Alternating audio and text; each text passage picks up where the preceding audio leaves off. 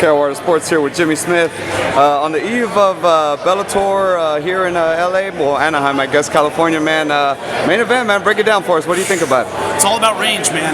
Benson Henderson has incredible range, throws a lot of kicks, there's a lot of spinning, funky stuff from the outside, but he's an outside fighter. You know, he tends to range guys, and he chooses when to go inside. Pitbull's an inside guy. Stocky, short, strong, a lot of power, but he's small for a featherweight, he's short. So it's going to be a matter of can he get inside and use his power. That's the big thing. And against Koreshkov, we saw Ben Henderson take a punch. He's been there with some great fighters, great knockout guys, and he's had a great chin the whole time. So Pitbull, he's going to have trouble turning it around with one punch. He's got to throw a lot of big punches. He's got to be consistent. So he's going to have to fight, I think, a little different kind of fight than he's fought in previous fights. How do you see Benson's size being an advantage in this fight? It's a huge advantage. I mean, not only the range factor, he's longer, he's taller, he's bigger, he can take a shot. He's one of those where at featherweight, I don't think there are many fighters in the world that could stand and trade with Patricio 145 and be okay.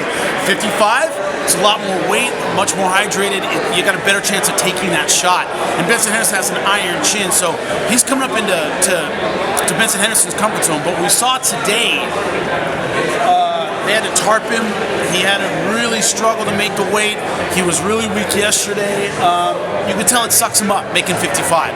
So he could be physically in worse shape in terms of Pitbull doesn't have to cut anything. He's well hydrated, feels good, ate breakfast this morning, taking on Ben Henderson, who's been struggling. So physically, day of the fight, might have a little bit more later in the fight. We'll see. I was going to say, I've seen Benson for a few years now. Obviously, the last few fights he's been at 170, looked fine. But yeah, he had to get tough from the beginning. It wasn't even like he attempted it with that. Do you see, I mean, obviously, Fabricio doesn't have, you know, like you said, ate breakfast, all that stuff.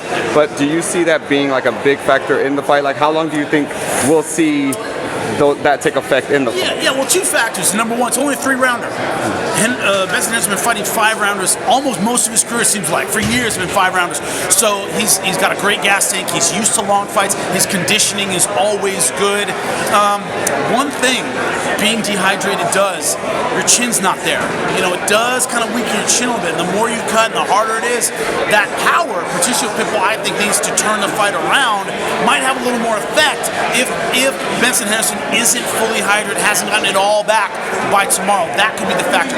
Gas-wise, he always has great gas. It's a short fight. I don't think that'll be a factor, but a fighter who isn't hydrated all the way, when he takes a shot, there's a little bit more of an effect. So that could be Patricio's X factor in that fight.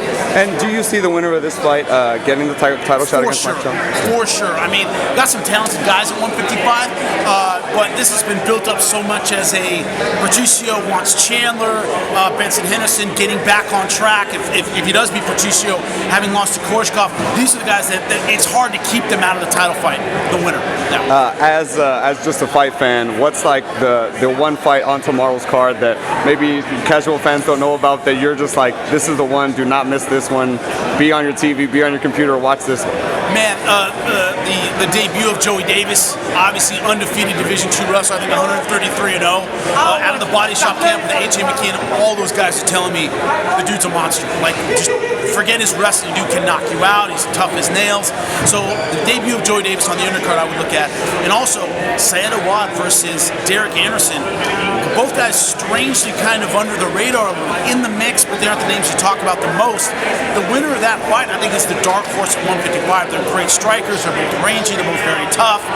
That could be the co-main event, could be the fight of the night. Well, hey, thanks a lot for the time, man, and we'll enjoy the fights all tomorrow. Thanks a lot, man. Always appreciate it, man. Thank you, brother. Thank you, brother. Appreciate it.